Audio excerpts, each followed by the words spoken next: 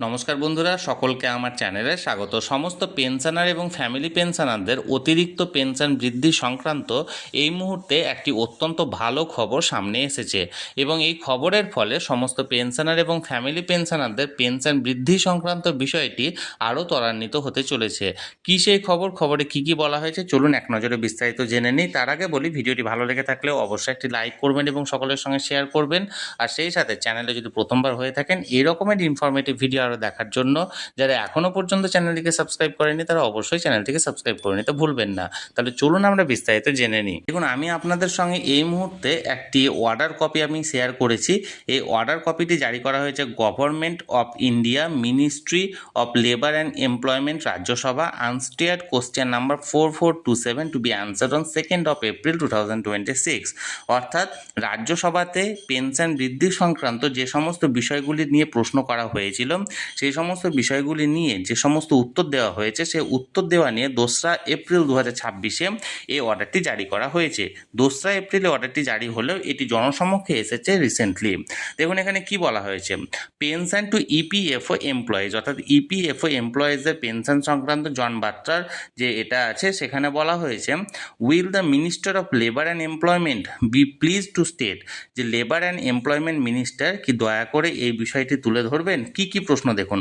Number A, whether employees and pensioner of the employees provident fund organization come under the ambit of the employees pension scheme, যে employee এবং pensioner যারা যারা আছেন, যারা EPFO অর্থাৎ employees provident fund আর অর্গানাইজেশনের সঙ্গে যুক্ত, তারা এই ইপিএস স্কিমের মধ্যে যুক্ত আছেন কি নেই।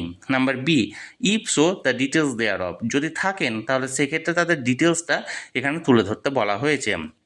নাম্বার সি দেখুন, ইফ নট, যদি না থাকেন তাহলে দ্য রিজন দেয়ার অফ, তাহলে কেন নেই সেটারও কারণ তুলে ধরতে বলা হয়েছে। নাম্বার ডি দেখুন, whether EPFO employees had earlier been covered under EPS and were subsequently shifted to government pension scheme and if so the details thereof, যে ইপিএফও যে সমস্ত এমপ্লয়িরা আছেন অর্থাৎ এমপ্লয়িজ প্রভিডেন্ট ফান্ড অর্গানাইজেশনে যে সমস্ত এমপ্লয়িরা আছেন তারা আগে কি ইপিএস স্কিমের সঙ্গে যুক্ত ছিলেন বা ইপিএস স্কিমের মধ্যে কভার করা ছিলেন, যদি এবং সেখান থেকে তারা গভর্নমেন্ট পেনশন স্কিমে যদি এখানে শিফট করে থাকেন তাহলে কেন করেছেন এবং তার এখানে ডিটেলসটা এখানে তুলে ধরতে বলা হয়েছে। নাম্বার ই দেখুন, the average monthly pension received by retired EPFO employees during the last 1 year, অর্থাৎ গত এক বছর, অর্থাৎ এক্ষেত্রে ফাইন্যান্সিয়াল ইয়ারের কথাটা বলা হয়েছে, গত এক অর্থবর্ষে ইপিএফওর এমপ্লয়ির একজন মান্থলি অ্যাভারেজ এমপ্লয়ি যে পেনশন, যে পেনশনের পরিমাণটা কত। নাম্বার এফ দেখুন, the average annual pension paid to EPFO members during that period, অর্থাৎ এই পিরিয়ডে একজন ইপিএফও পেনশনারের এক বছরের মানে অ্যাভারেজ অর্থাৎ গড় পেনশন কত। অ্যান্ড জি নাম্বার প্রশ্নটা দেখুন, the quantum of pension and other retirement benefit disburse to EPFO employees during that period, অর্থাৎ সেই ইপিএফও এমপ্লয়িকে এই পিরিয়ডের অর্থাৎ এই উল্লিখিত সময়ের মধ্যে তাকে কোন কোন পেনশন এবং রিটায়ারমেন্ট বেনিফিট প্রদান করা হয়েছে সেটিও এখানে তুলে ধরতে বলা হয়েছে। এবার অ্যান্সারগুলি দেখুন, উত্তরে কী কী এসছে। Minister of state and state for labour and employment, এখানে তরফ থেকে মিনিস্টারের তরফ থেকে এই প্রশ্নগুলোর উত্তর দেওয়া হয়েছে। দেখুন নাম্বার এ টু ডি অর্থাৎ 1 থেকে 4 পর্যন্ত এই প্রশ্নগুলোর উত্তরে বলা হয়েছে, employees and pensioner of EPFO are govern by the CCS rule 2021, CCS implementation of NPS rule 2021 and CCS extraordinary pension rules 2023। অর্থাৎ এ থেকে ডি পর্যন্ত এই 4টি প্রশ্নের উত্তরে বলা হয়েছে সমস্ত এমপ্লয়ি এবং পেনশনাররা, ইপিএফওর যে সমস্ত এমপ্লয়ি এবং পেনশনাররা আছেন তারা 2021-এর যেটা সিসিএস পেনশন রুল এবং 2021-এর আর একটা আছে সিসিএস ইমপ্লিমেন্টেশন অফ এনপিএস এবং 2023-এর এক্সট্রাঅর্ডিনারি পেনশন রুলসের আওতাধীন হয়েছেন, অর্থাৎ তারা এর মধ্যে যুক্ত আছেন।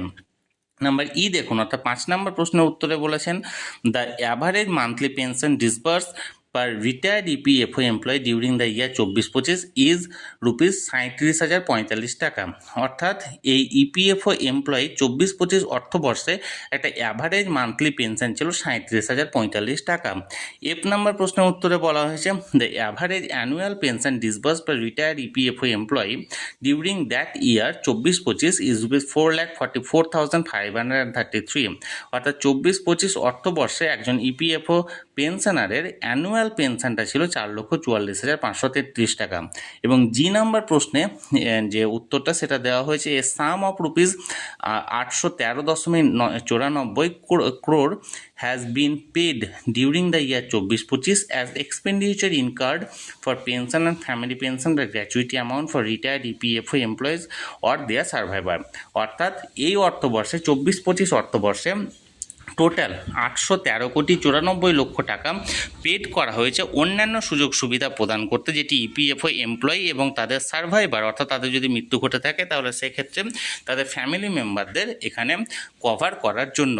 অর্থাৎ এক্ষেত্রে বলা যেতে পারে ইপিএস 95 পেনশন, অর্থাৎ এমপ্লয়িজ প্রভিডেন্ট ফান্ড স্কিমের যে পেনশনটি আছে ইপিএস 95, সেই পেনশনে যুক্ত যে সমস্ত কর্মচারীরা দীর্ঘদিন ধরে তাদের পেনশন বৃদ্ধি সংক্রান্ত বিষয়টি নিয়ে আবেদন করে আসছিলেন, সেই আবেদন সংক্রান্ত রাজ্যসভাতে বেশ কিছু প্রশ্ন তুলে ধরা হয়েছিল এবং সেই প্রশ্নের উত্তরে গত 2রা এপ্রিল 2026-এ employee of labour and employment মিনিস্টারের তরফ থেকে যে উত্তরগুলি দেওয়া হয়েছিল সেটি সংক্রান্ত এই অর্ডারটি জারি করা হয়েছে।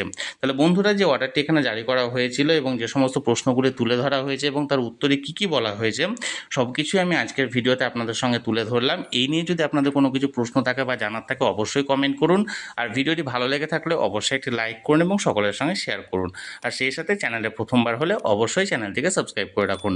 ধন্যবাদ, দেখা হচ্ছে পরের ভিডিওতে।